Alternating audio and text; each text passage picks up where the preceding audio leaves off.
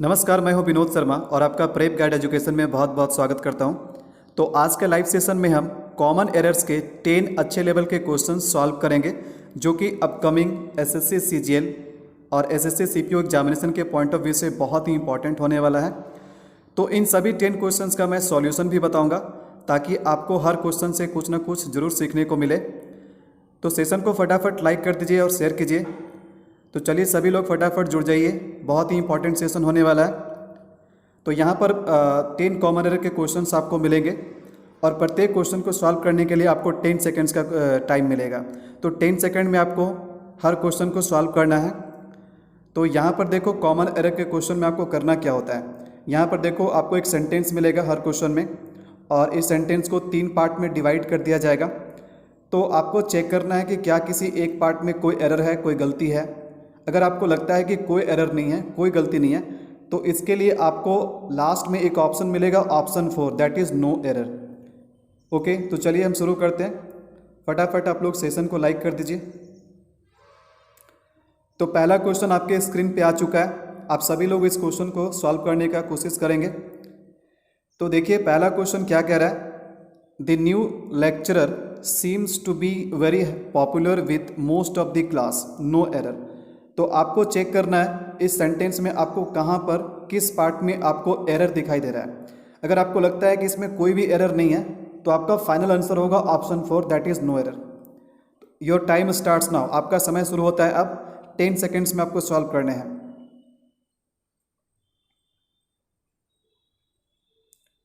Okay, चलिए फटाफट, सभी लोग बहुत अच्छा ट्राई कर रहे हैं।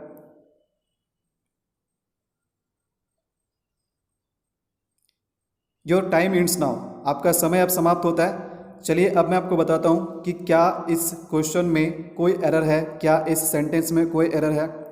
तो देखिए आप सभी बहुत ही ध्यान से समझेंगे यहाँ पर। चलिए पार्ट बाय पार्ट हम चेक करते हैं कि क्या इसमें कोई प्रॉब्लम है। तो देखिए फर्स्ट पार्ट में क्या लिखा हुआ, फर्स्ट पार्ट में लिखा हुआ द न्यू लेक्चरर। तो यहाँ तक तो कोई भी प्रॉब्लम नहीं दिखाई देता है। उसके बाद है सीम्स। तो देखो यहाँ पर सीम जो हमारा मेन वर्ब है ये सिंगुलर फॉर्म में, चूँकि लेक्चरर हमारा सिंगुलर है इस कारण से सीम्स लिखने से कोई दिक्कत नहीं है। Seems to be very popular, यहाँ तक भी कोई दिक्कत नहीं है। और पॉपुलर के साथ हम प्रीपोजिशन विथ लगा सकते हैं, with most of the class, यानी कि जो नया लेक्चरर है ना वो मोस्ट ऑफ द क्लास यानी कि अधिकांश क्लास में क्या है, वो पॉपुलर है। तो देखो ये सेंटेंस में शुरू से लेकर के अंत तक यानी कि फुल स्टॉप तक कोई भी प्रॉब्लम नहीं है। तो पहला क्वेश्चन का जो हमारा आंसर होगा ना, पहला क्वेश्चन का हमारा आंसर होगा ऑप्शन 4 यानी कि नो एरर। इस क्वेश्चन में कोई भी एरर नहीं है। हमने पार्ट बाय पार्ट चेक किया, इसमें कोई भी एरर नहीं है। ओके, तो चलिए सभी लोगों ने बहुत अच्छा ट्राई किया। बढ़ते हैं अगले क्वेश्चन की ओर, क्वेश्चन नंबर 2। तो क्वेश्चन नंबर 2 आपके स्क्रीन पे आ चुका है। अगेन आपको 10 सेकेंड्स का टाइम मिलता है। सेंटेंस क्या है, I am not familiar with all the important places in this town although I had been living here for 2 years, no error. तो चेक करो यहाँ पर फटाफट कि किस पार्ट में आपको एरर दिखाई देता है। सेशन को लाइक जरूर कीजिएगा और अपने दोस्तों के बीच में शेयर कीजिए, ज़्यादा से ज़्यादा लोगों को जोड़िए। तो चलिए आपको 10 सेकेंड्स का टाइम मिला है, फटाफट सॉल्व कीजिए। आपका समय अब होता है समाप्त। चलो अब मैं बताता हूँ कि इस क्वेश्चन में क्या प्रॉब्लम है। तो सबसे पहले मैं आपको आंसर बता देता हूँ कि इस क्वेश्चन का सही आंसर क्या होगा, इस क्वेश्चन का सही ऑप्शन क्या होगा, किस पार्ट में एरर है। तो यहाँ पर हमारा सही ऑप्शन है option C. Option C is the right answer. यहाँ पर जो प्रॉब्लम है ना, ये ऑप्शन सी में प्रॉब्लम है। देखो ऑप्शन सी में प्रॉब्लम क्या है, चलो हम लोग शुरू से सेंटेंस को पढ़ते हैं। तो देखो सेंटेंस क्या लिखा हुआ है, आई एम नॉट फैमिलियर। तो यहाँ तक तो कोई दिक्कत नहीं है, मतलब मैं फैमिलियर नहीं हूँ, मैं परिचित नहीं। आई am not familiar with, familiar के साथ प्रीपोजिशन विथ आता है, कोई भी प्रॉब्लम नहीं। With all the important places, ठीक है, ऑल लगा हुआ तो प्लेसेस लिखने में कोई दिक्कत नहीं है। In this town although I had been living here for 2 years। अब देखो 2 years के साथ प्रीपोजिशन 4 लगा है, उसमें भी कोई दिक्कत नहीं, 4 भी यहाँ पर सही है। लेकिन एक चीज़ ध्यान देना, अगर फर्स्ट क्लाउज देखोगे ना, देखो ऑल्दो हमारा कंजंक्शन है जो 2 क्लाउज को जोड़ रहा है, यानी कि 2 सेंटेंसेस को जोड़ रहा है। तो पहला सेंटेंस हमारा क्या है, आई एम नॉट फैमिलियर। तो देखो यहाँ पर एम का मतलब क्या हुआ, एम का मतलब हुआ कि बात अभी भी प्रेजेंट में चल रहा है, ठीक है, बात अभी भी हमारा प्रेजेंट में हो रहा है। तो जब कहानी हमारा प्रेजेंट का है तो फिर यहाँ पर पास्ट कैसे हो सकता है, ठीक है। देखो although I had been living here for 2 years, तो देखो यहाँ पर जो पहला क्लाउज है ना प्रेजेंट है, तो इसका मतलब है कि काम अभी भी है, ठीक है, अभी भी मैं इन जगहों से परिचित नहीं हूँ और अभी भी मैं वहाँ पर उस जगह पे क्या रह रहा हूँ। 2 साल पहले मैंने रहना शुरू किया। और प्रेजेंट देखो यहाँ पर प्रेजेंट का टेंस है पहला सेंटेंस में, तो इससे हिंट मिलता है कि अभी भी मेरा उस जगह पे रहने का काम जारी है। ओके, तो यहाँ पर प्रॉब्लम क्या है, यहाँ पर आपको हैड को हटाना पड़ेगा। हैड चूंकि पास्ट में हो जाता है, चूंकि हमारा एक सेंटेंस प्रेजेंट में, तो एक पास्ट में कैसे करेंगे। तो करना कुछ नहीं है, बस यहाँ इसको सही करने के लिए जहाँ पर हैड है ना, हैड के जगह पे आपको हैव लिखना पड़ेगा। ठीक है, बात समझ में आ रही है। आई होप कि आपको इस क्वेश्चन का आंसर समझ में आया, जो मैंने एक्सप्लेन किया आपको बहुत अच्छे से समझ में आया। चूँकि हमारा ये वाला सेंटेंस प्रेजेंट में है, ठीक है, अगर ये एम के जगह पे वॉज रहता तब हम यहाँ पर हैड बीन को सही मान सकते थे, लेकिन ये प्रेजेंट है, इसका मतलब है कि अभी भी मैं उस जगह पे रह रहा हूँ, ठीक है, 2 साल से, ठीक है, अभी भी मेरा वहाँ पर रहना खत्म नहीं हुआ, तो यहाँ पर हैड आपको हटाना पड़ेगा। ओके, तो चलिए अब हम देखते हैं क्वेश्चन नंबर 3। क्वेश्चन नंबर 3 आपके स्क्रीन पे आ चुका है, तो क्वेश्चन नंबर 3 का भी आप फटाफट जवाब दीजिए। आप लोग बहुत अच्छा कोशिश कर रहे हैं। तो क्वेश्चन नंबर 3 क्या कर रहा है, the receptionist gave us much informations which we needed. तो देखो बहुत ही आसान क्वेश्चन है, आपको 10 सेकेंड्स का समय मिलता है, फटाफट पहले आप सॉल्व कीजिए, फिर मैं इसे एक्सप्लेन करूंगा, इसका क्या सही सॉल्यूशन होगा मैं आपको बताऊंगा। तो बहुत ही आसान क्वेश्चन है। चलिए आपका समय होता है समाप्त। अब मैं बताता हूं कि इस क्वेश्चन का सही आंसर क्या है। सबसे पहले मैं आपको ऑप्शन बता देता हूं कि कौन से ऑप्शन आपका सही आंसर होगा, यानी किस पार्ट में एरर है। तो आपका क्वेश्चन नंबर 3 का जो सही ऑप्शन होगा ना, option B, option B is the right answer. Option B में प्रॉब्लम है। और देखो प्रॉब्लम क्या है, प्रॉब्लम बहुत ही सिंपल सा है। प्रॉब्लम है कि यहाँ पर इंफॉर्मेशन में से एस हटाना पड़ेगा। इन्फॉर्मेशन एक अनकाउंटेबल नाउन है, मैंने आपको नाउन के कंसेप्ट वाला वीडियो में बताया था, ठीक है। तो देखो जो इस चैनल पे नए हो तो आपको पता होना चाहिए कि मैं केवल क्वेश्चन ही नहीं सॉल्व करवाता हूँ, बल्कि जो भी आपके कंसेप्ट है इंग्लिश के, इंग्लिश में जो भी कंसेप्ट वाला वीडियो है, चाहे वो नाउन का हो, चाहे वो टेंस का हो, चाहे प्रोनाउन का हो, चाहे आर्टिकल का हो, किसी का भी हो, आप मेरे चैनल के प्लेलिस्ट में जाना, आपको प्लेलिस्ट में कंसेप्ट वाला वीडियो मिल जाएगा। तो अगर आप चाहते हैं कि बिल्कुल बेसिक टू एडवांस मैं इंग्लिश पढ़ूँ ताकि मेरे हर तरह के एग्जाम में इंग्लिश के क्वेश्चन अच्छे से सॉल्व होने लगे, तो इसके लिए आप क्वेश्चन के प्रैक्टिस के साथ साथ आप कंसेप्ट वाला वीडियो भी जरूर देखो। आप चैनल के प्लेलिस्ट को जरूर चेक करना, ठीक है। तो नाउन के कंसेप्ट वाला वीडियो में मैंने बताया था कि हम अनकाउंटेबल नाउन को कैसे आइडेंटिफाई करते हैं, क्योंकि अनकाउंटेबल नाउन से भी बहुत सारे क्वेश्चंस देखने को मिलते हैं। तो मैंने आपको बहुत सारे सफिक्सेस का एक लिस्ट दिया था जिससे हम आइडेंटिफाई कर पाए कि कौन सा नाउन काउंटेबल है, कौन सा अनकाउंटेबल है। ऐसे नाउन खास करके एब्स्ट्रैक्ट नाउन के कैटेगरी में आते हैं। तो मैंने क्या आपको बताया था कि किसी नाउन के अंत में अगर आपको TION मिल जाए तो जनरली ऐसे नाउन एब्स्ट्रैक्ट नाउन होता है, और एब्स्ट्रैक्ट नाउन किस में आता है, अनकाउंटेबल नाउन में आता है। तो आपको पता है कि अनकाउंटेबल नाउन में हम एस नहीं लगा सकते, अनकाउंटेबल नाउन में हम एस या ES नहीं लगा सकते, ये गलत हो जाता है। तो बहुत ही सिंपल सा प्रॉब्लम है, करना कुछ नहीं है, इन्फॉर्मेशन में जो एस है ना इसको हटाना पड़ेगा यहाँ से, क्योंकि अनकाउंटेबल नाउन को हम प्लूरल नहीं बना सकते, हम उसमें एस या ES नहीं लगा सकते हैं। तो बस बहुत ही सिंपल सा प्रॉब्लम था क्वेश्चन नंबर 3 का, ऑप्शन बी। आई होप कि आपको ये समझ में आया। चलिए बढ़ते हैं अगले क्वेश्चन की ओर, क्वेश्चन नंबर 4। चलिए आ चुका है आपके स्क्रीन पे, फटाफट लाइक कर दीजिएगा जरूर से, शेयर भी करना ना भूले, ज़्यादा से ज़्यादा लोगों को जोड़िए, तभी लाइव क्लास का मज़ा आने वाला है। ओके, सो क्वेश्चन नंबर 4 क्या कह रहा है, every day we hear about senior citizens being robbed and even killed in cold blood. तो चलिए 10 सेकेंड्स का टाइम है। जो बच्चा इंग्लिश का क्वेश्चन 10 सेकेंड्स में सॉल्व करता है उसी से एग्जाम क्वालिफाई होता है। इंग्लिश का question minimum 10 second, maximum 20 second में सॉल्व हो जानी चाहिए। इंग्लिश ही एक ऐसा पेपर होता है जो आपको स्कोर भी बढ़ाता है और समय भी बचाता है। चलिए, तो किस पार्ट में एरर है, आपका समय होता है समाप्त। अब मैं आपको बताता हूं कि क्वेश्चन नंबर 4 में प्रॉब्लम कहां पर है। तो देखो सबसे पहले मैं आपको ऑप्शन बता देता हूं कि कौन से ऑप्शन में प्रॉब्लम है। तो यहां पर जो सही आपका ऑप्शन होगा क्वेश्चन नंबर 4 के लिए, ये है आपका option C. Option C is the right answer, यानी ऑप्शन सी में प्रॉब्लम यहां पर है। अब देखो मैं आपको बताता हूं कि ऑप्शन सी में प्रॉब्लम क्या है, ध्यान देना। सेंटेंस क्या कह रहा है, every day we hear about senior citizens being robed.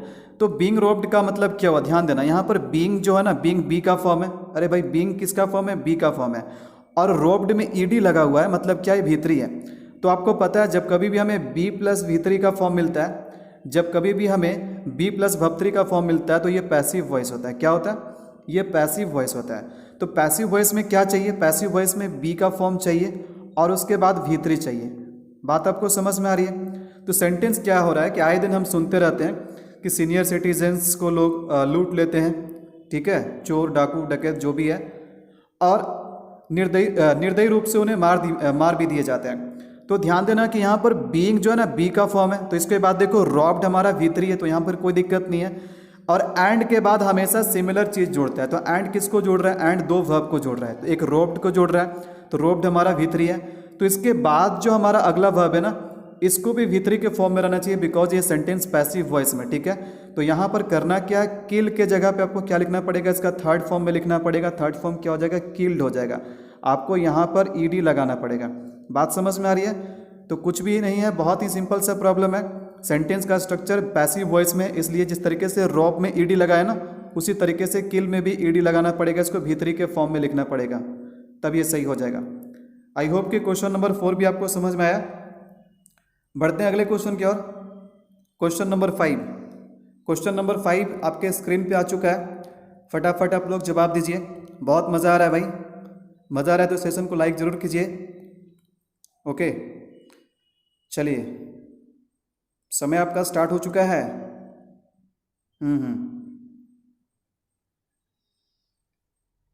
Your time ends now. आपका समय अब होता है समाप्त। अब मैं बताता हूं क्वेश्चन नंबर 5 का क्या सही आंसर होगा। इस सेंटेंस में कोई एरर है कि नहीं है, कहां पर एरर है, अगर है तो किस पार्ट में है। Ravishankar's performance was given standing ovation. Standing ovation आपको पता है ना, कोई भी अगर अच्छा परफॉर्म करता है तो लोग खड़े होकर के उसका स्वागत करते हैं, ठीक है, अपलॉड करते हैं, प्रशंसा करते हैं। So Ravishankar's performance was given a standing ovation by the people who has come to hear him। देखिए, सबसे पहली बात ध्यान दीजिए, बहुत ही सिंपल सा प्रॉब्लम है इस क्वेश्चन में भी। अगर ध्यान से देखोगे तो बहुत आसानी से आप इसको सॉल्व कर लोगे, कोई इसमें बहुत ज़्यादा समस्या नहीं है। तो क्वेश्चन नंबर 5 का जो हमारा सही आंसर होगा ये होगा ऑप्शन सी। अब देखो ऑप्शन सी में प्रॉब्लम क्या है। Ravishankar's performance was given. Was given का मतलब क्या हो गया? कहानी पास्ट का है। वाज गिवन का मतलब क्या हो गया? कहानी पास्ट का है। तो जब कहानी पास्ट का है, ठीक है, जब कहानी पास्ट का है तो यहाँ पर जो हमारे अगला जो सेंटेंस है ना, वहाँ भी वर्ब पास्ट में होना चाहिए। तो हैज़ कम यहाँ लिखने का कोई मतलब नहीं है, ठीक है। हैज़ कम, हैज़ लिखने से तो ये प्रेजेंट परफेक्ट हो गया है, यानी कुल मिलाकर सेंटेंस हमारा प्रेजेंट में हो गया। जब ये पास्ट में है तो ये प्रेजेंट में कैसे हो सकता है? मैंने आपको टेंस वाला वीडियो में बताया था। देखो टेंस को मैंने बिल्कुल 0 से एडवांस लेवल तक कवर किया है, ठीक है। आपको पूरे यूट्यूब पे आप खोज लो, ठीक है, कोई भी फ्री में टेंस आपको बेसिक से एडवांस तक आपको नहीं बताएगा। थोड़ा बहुत आपको दिखाने के लिए बता देगा, लेकिन आपको फुल वर्जन में नहीं मिलेगा बेसिक टू एडवांस। लेकिन मैंने टेंस को पूरा कंप्लीट किया है, ठीक है। आई थिंक कि शायद उसमें 6 से 7 वीडियोस होंगे, सभी चीज़ को मैंने कवर किया। पहले टेंस को बेसिक बताया, बेसिक में टेंस क्या होते हैं, कितने टाइप के होते हैं, वर्ब का फॉर्म क्या होता है, कौन से वर्ब के फॉर्म कौन सा टेंस बताने का काम करता है। एक अगला वीडियो था कि टेंस को मैं प्रैक्टिस कैसे करना ताकि भूले नहीं। भाई पढ़ाता तो सबको ही है, प्रैक्टिस करने का तरीका सही होना चाहिए। उसके बाद मैंने आपको एडवांस टेंस में कवर किए। एडवांस टेंस में बताया कि कौन से टेंस का यूज़ कहाँ पर होता है, यानी यूजेस ऑफ टेंसेस। तो यूजेस ऑफ टेंसेस आपको जरूर पढ़ना चाहिए अगर आप चाहते हैं कि मेरा पेपर में क्वेश्चन सॉल्व हो। और उसके बाद जो सबसे बड़ा चीज़ है कंडीशनल।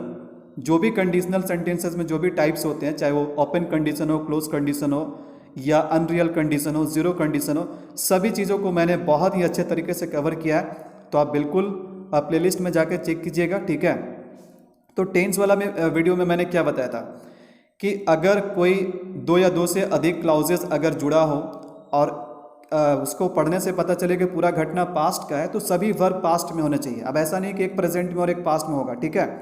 तो जब ये वाला चीज़ हमारा पास्ट में है, वाज गिवन, तो ये हैज़ कम कैसे होगा?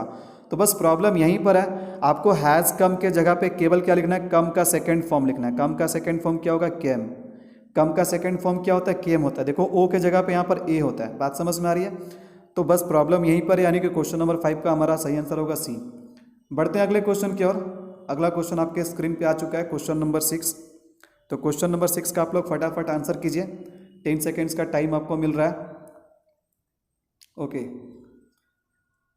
Candidates present in the examination hall should make use with such opportunities, no error. तो कहाँ पर एरर है क्वेश्चन नंबर 6 का?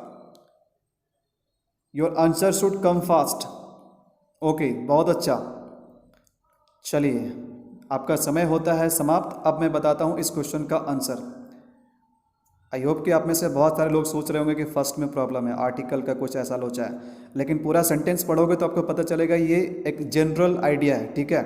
और जनरल आइडिया में हम किसी एक नाउन को स्पेसिफाई नहीं करते हैं। जब हम किसी पर्टिकुलर आइडिया, पर्टिकुलर इवेंट के बारे में बात करते हैं तो उस स्थिति में किसी नाउन को स्पेसिफाई करने के लिए हम आर्टिकल लगा सकते हैं, ठीक है। लेकिन यहाँ इतना हम लोगों को सोचने का जरूरत ही नहीं, बहुत ही सिंपल सा प्रॉब्लम है। यहाँ पर एक फ्रेज से रिलेटेड एक प्रॉब्लम है। तो देखो, क्वेश्चन नंबर 6 का जो हमारा प्रॉब्लम है ना, ये प्रॉब्लम है ऑप्शन सी में। ऑप्शन सी में क्या प्रॉब्लम है? तो मेक यूज ऑफ। देखो, मेक यूज ऑफ एक सही फ्रेज होता है। क्या होता है? Make use of, make use of. तो देखो, मेक यूज ऑफ होता है सही फ्रेज, मेक यूज विथ नहीं होता है। मेक यूज ऑफ का मतलब होता है, ठीक है, किसी अपॉर्चुनिटी का, किसी अवसर का पूरा पूरा फायदा उठाना। अगर आप किसी सिचुएशन का, किसी अपॉर्चुनिटी का भरपूर फायदा उठाते हैं तो उसके लिए हम एक फ्रेज यूज करते हैं जिसको बोला जाता है मेक, ठीक है, मेक यूज ऑफ या फिर मेक मोस्ट ऑफ, ठीक है। तो यहाँ पर ध्यान दीजिएगा, सही फ्रेज हमारा क्या होगा? मेक यूज ऑफ, यानी इसके साथ प्रेपोजिशन ऑफ आना चाहिए, विथ यहाँ पर गलत हो जाएगा। तो यहाँ पर विथ हटाना पड़ेगा, विथ के जगह पे क्या लिखना पड़ेगा? ऑफ लिखना पड़ेगा, ठीक है। सेंटेंस का मतलब है कि कैंडिडेट, वैसे कोई भी कैंडिडेट जो कि एग्जामिनेशन हॉल में प्रेजेंट रहते हैं, उसे अपॉर्चुनिटीज़ का यानी अवसर का पूरा फ़ायदा उठाना चाहिए। तो यहाँ पर विथ हटाओ और विथ के जगह पे ऑफ लगाओ। आई होप कि आपको सही, आपको समझ में आया क्वेश्चन नंबर 6 में कहाँ पर प्रॉब्लम था? प्रॉब्लम सी में था। चलिए बढ़ते हैं अगले क्वेश्चन की ओर। क्वेश्चन नंबर 7 आ चुका है आपके स्क्रीन पे। बहुत अच्छा, आप लोग जवाब दे रहे हैं। चलिए फटाफट 10 सेकेंड्स। सेशन को लाइक करना ना भूले। देखो भाई, टेलीग्राम चैनल को जरूर ज्वाइन करना, ठीक है। अगर आप चाहते हैं कि इस सभी जितने भी लाइव सेशन होते हैं, उस लाइव सेशन का अगर पीडीएफ आप चाहते हैं, जो भी क्वेश्चन मैं अभी अब करवा रहा हूँ, अगर आपको इसका पीडीएफ चाहिए तो आप टेलीग्राम चैनल को जरूर ज्वाइन कीजिए, ठीक है। टेलीग्राम चैनल का देखो यहाँ पर लिंक आपको लिखा हुआ है, यहाँ पर ध्यान से आप देख रहे हैं। ओके, बात समझ में आ रही है आपको? और आप सीधे तौर पे नीचे आपको लिंक, आपको नीचे डिस्क्रिप्शन में भी मिल जाएगा। डिस्क्रिप्शन से आप क्लिक करके सीधे टेलीग्राम चैनल में आप जा सकते हैं, वहाँ से आप टेलीग्राम चैनल को ज्वाइन कीजिए। इससे क्या होगा कि आप पीडीएफ्स को भी डाउनलोड कर पाएंगे और साथ ही साथ मेरे कोई भी वीडियोज़ के या फिर लाइव सेशन का जो भी नोटिफिकेशन होगा, आपको बहुत ही फास्ट नोटिफिकेशन मिलेगा, ठीक है। तो इसलिए टेलीग्राम को जरूर से जरूर ज्वाइन कीजिए। चलिए, तो समय आपका समाप्त होता है। क्वेश्चन नंबर 7 का भी प्रॉब्लम देख लेते हैं। बहुत ही सिंपल सा प्रॉब्लम है, ठीक है। टेंस में मैंने आपको बताया था, टेंस का ही प्रॉब्लम है यहाँ पर। तो देखो, मैंने आपको क्या बताया कि अगर आपको सिंस और 4+ टाइम मिलता है, सिंस या 4 के साथ टाइम मिलता है, तो इसके साथ हम लोग हमेशा प्रेजेंट परफेक्ट कंटिन्यूअस टेंस का यूज़ करते हैं या फिर प्रेजेंट परफेक्ट टेंस का यूज़ करते हैं, या तो प्रेजेंट परफेक्ट या तो प्रेजेंट परफेक्ट कंटिन्यूअस, यानी दोनों ही स्थिति में हर हाल में कौन आ रहा है? Present perfect. तो यहाँ पर जब सिंस लग चुका है तो इसलिए डिड नॉट सी यहाँ पर लिखना गलत हो जाएगा। तो क्वेश्चन नंबर 7 में जो हमारा प्रॉब्लम है, ऑप्शन 1 में प्रॉब्लम है। तो ऑप्शन 1 में क्या प्रॉब्लम है? डिड नॉट सी के जगह पे आपको क्या लिखना पड़ेगा? डिड नॉट सी के जगह पे आपको लिखना पड़ेगा हैव नॉट सीन। बात समझ में आ रही है? तो डिड नॉट सी के जगह पे हैव नॉट, और आपको पता है परफेक्ट में हैव के बाद भीतरी आता है तो सी को क्या लिखना पड़ेगा? सीन लिखना पड़ेगा। तो बहुत ही सिंपल सा क्वेश्चन था। आप में से बहुत सारे लोगों ने इसका सही जवाब दिया। ओके, चलिए बढ़ते हैं अगले क्वेश्चन की ओर। Question number 8, yesterday I made a man who was blind with the right eye, no error. चलिए तो फटाफट जवाब दीजिए इस क्वेश्चन का। Yesterday I made a man who was blind with the right eye. आपका 10 सेकेंड्स होता है समाप्त। तो देखो इसमें प्रॉब्लम क्या है। प्रॉब्लम क्वेश्चन नंबर 8 में है, ऑप्शन 3 में। तो ऑप्शन 3 में क्या होगा? यहाँ पर जो गलती हमारा है ये प्रीपोजिशन के सही यूज से रिलेटेड है। तो देखो, ब्लाइंड के साथ हम कौन कौन सा प्रीपोजिशन लगाते हैं? ब्लाइंड के साथ हम इन भी लगाते हैं, ब्लाइंड के साथ हम ऑफ भी लगाते हैं और ब्लाइंड के साथ हम विथ भी लगाते हैं। तो ब्लाइंड के साथ जो फिक्स प्रीपोजिशन होता है ना, इन भी होता है, ऑफ भी होता है और विथ भी होता है, लेकिन अलग अलग सिचुएशन में। तो ध्यान दीजिएगा, अगर आई के पहले राइट या लेफ्ट लिखा हो, राइट आई में राइट आई से अंधा है या लेफ्ट आई से अंधा है, तो यहाँ पर आपको विथ के जगह पे इन लगाना पड़ेगा। सही प्रीपोजिशन हमारा क्या होगा? इन होगा। बात समझ में आ रही है? अगर यहाँ पर किसी एक आंख की बात की जा रही हो, ठीक है, तो हम वहाँ पर वैसी स्थिति में ब्लाइंड के साथ ऑफ लगाएंगे। और अगर दोनों आंख से अंधा हो तो वहाँ पर हम प्रीपोजिशन विथ लगाते हैं। ठीक है, तो बात आपको समझ में आ रही है? फिर से सुनो, अगर राइट किसी एक आंख में चाहे तो वो राइट हो चाहे तो लेफ्ट हो, वहाँ पर साफ साफ लिखा हो राइट आई या लेफ्ट आई, तो ऐसे स्थिति में हम प्रीपोजिशन क्या लगाएंगे? इन लगाएंगे। ब्लाइंड के साथ प्रीपोजिशन इन लगाएंगे। अगर कोई एक आंख के बारे में बताया जा रहा हो लेकिन उस आंख को स्पेसिफिकली नहीं बताया जा रहा हो कि राइट है कि लेफ्ट है, केवल बोल रहा है, जैसे बोल रहा है क्या कि he is blind dash an eye, तो वह एक आंख से अंधा है, लेकिन कौन सा आंख से अंधा है? राइट वाला से कि लेफ्ट वाला से? तब ये आपको पता नहीं रहे कि राइट है कि लेफ्ट है, तब ऐसे स्थिति में क्या करोगे? आप ऑफ लगाओगे। बात समझ में आ रही है? लेकिन अगर कहे कि दोनों ही आंख से अंधा है, तो वैसे स्थिति में आपको क्या करना पड़ेगा? विथ लगाना पड़ेगा। तो यहाँ पर साफ साफ लिखा है कि राइट आई में, तो ऐसे स्थिति में यहाँ पर आपको प्रीपोजिशन विथ के जगह पे इन लगाना सही होगा। तो क्वेश्चन नंबर 8 का जो हमारा प्रॉब्लम था कहाँ पर था? ऑप्शन 3 में। क्वेश्चन नंबर 9 बहुत ही अच्छा क्वेश्चन है, आपको थंबनेल में भी यही क्वेश्चन दिखाई दिया होगा। तो चलिए फटाफट जवाब दीजिए क्वेश्चन नंबर 9 का। The king John Carlos of Spain arrived in London today for a 3-day visit। 10 seconds का टाइम आपको मिलता है। क्वेश्चन नंबर 9 फटाफट जवाब दीजिए, बी फास्ट। ओके, चलिए आपका समय होता है समाप्त। अब मैं बताता हूँ इस क्वेश्चन का सही आंसर क्या होगा। तो देखो क्वेश्चन नंबर 9 का सही आंसर क्या है। यहाँ पर आपको जो प्रॉब्लम है ना, ये ऑप्शन 1 में है, यानी कि पहला ही ऑप्शन में, यानी फर्स्ट पार्ट में गलती है।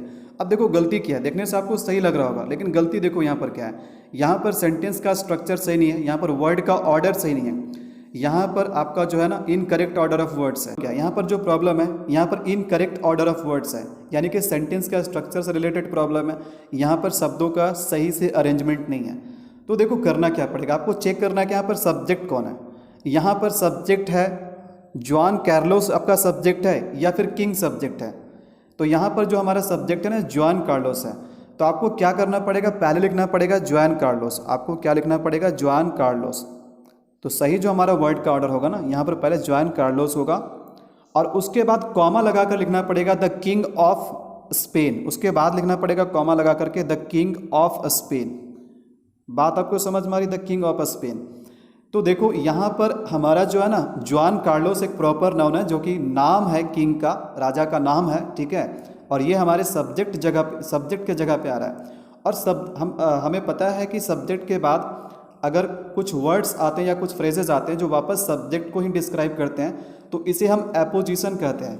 तो एपोजिशन को पहले नहीं रखते हैं, पहले सब्जेक्ट को रखते हैं, तब एपोजिशन होता है। पहले किसका ऑर्डर होता है? पहले सब्जेक्ट होता है, तब एपोजिशन होता है। एपोजिशन हम वैसे वर्ड्स या फ्रेजेस को कहते हैं जो कि सब्जेक्ट के ठीक बाद आता है और उस सब्जेक्ट को ही डिस्क्राइब करता है वापस। तो एक चीज़ मुझे बताओ, जैसे मैं एक एग्जांपल आपको बताता हूँ, आप क्या बोलोगे? Mahatma Gandhi the father of nation, या फिर the father of nation Mahatma Gandhi, ठीक है। तो यहाँ पर ऑब्वियसली आपको क्या करना पड़ेगा? पहले महात्मा गांधी बोलना पड़ेगा, तब आप बोलेंगे द फादर ऑफ नेशन। उसी टाइप से यहाँ पर भी आपको क्या करना है कि जॉन कार्लोस और कॉमा देने के बाद आपको क्या बोलना है? The king of Spain. बात समझ में आ रही है? तो यहाँ पर प्रॉब्लम हमारा कहाँ पर था? ऑप्शन 1 में। क्वेश्चन नंबर 9 का सही आंसर ऑप्शन 1। चलिए तो आज के लाइव सेशन का आखिरी क्वेश्चन भी देख लेते हैं हम लोग। आखिरी क्वेश्चन क्या है?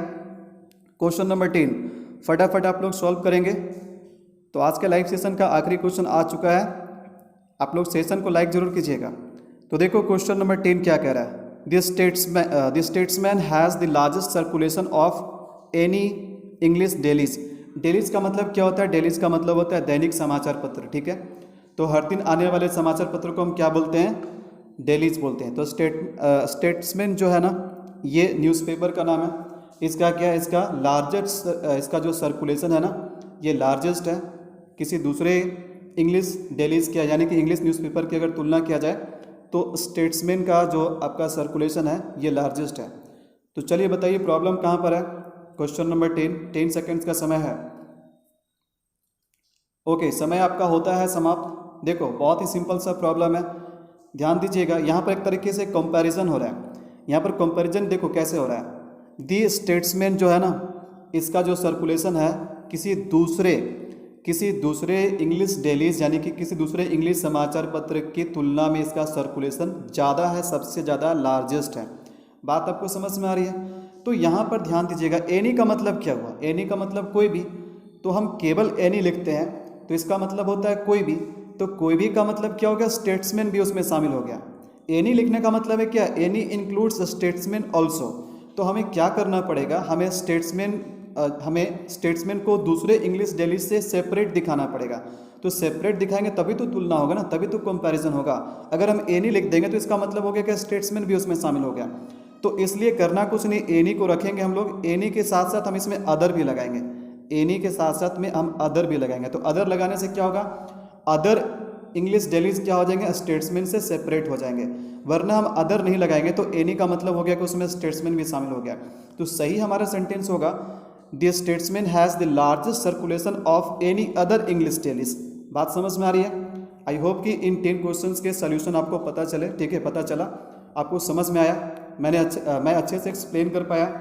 अगर कोई डाउट रहे फिर भी आप कमेंट लिख करके बताना मुझे, ओके। और आप कमेंट में ज़रूर मुझे बताना कि अगला लाइव सेशन किस टॉपिक पे होना चाहिए। लाइव सेशन में देखो मैं केवल क्वेश्चन ही करवाऊंगा, ठीक है। कंसेप्ट वाला वीडियो आप देख लीजिएगा। लाइव सेशन में मैं केवल क्वेश्चन का सॉल्यूशन करवाऊंगा। तो आज का जो 10 क्वेश्चन हमारा था लाइव के सेशन में, ये आपका कॉमन एरर्स का था। नेक्स्ट आप मुझे बताओ कमेंट सेक्शन में लिख करके कि नेक्स्ट किस टॉपिक पे लाइव सेशन होना चाहिए, किस टॉपिक पे क्विज़ होना चाहिए। मैं उसी टॉपिक पे क्विज़ लाऊंगा, ओके। आप लोग टेलीग्राम चैनल को ज़रूर से ज़रूर ज्वाइन कर लीजिए, ठीक है। लिंक आपको नीचे डिस्क्रिप्शन में मिल जाएगा, स्क्रीन पे भी आपको लिंक दिखाई दे रहा होगा। अगर आपको PDF चाहिए, मेरे वीडियो का नोटिफिकेशन चाहिए तो टेलीग्राम जरूर ज्वाइन कीजिए और ज़्यादा से ज़्यादा लोगों को शेयर कीजिए। चलिए, बहुत बहुत धन्यवाद। Thank you so much for watching and joining the live session.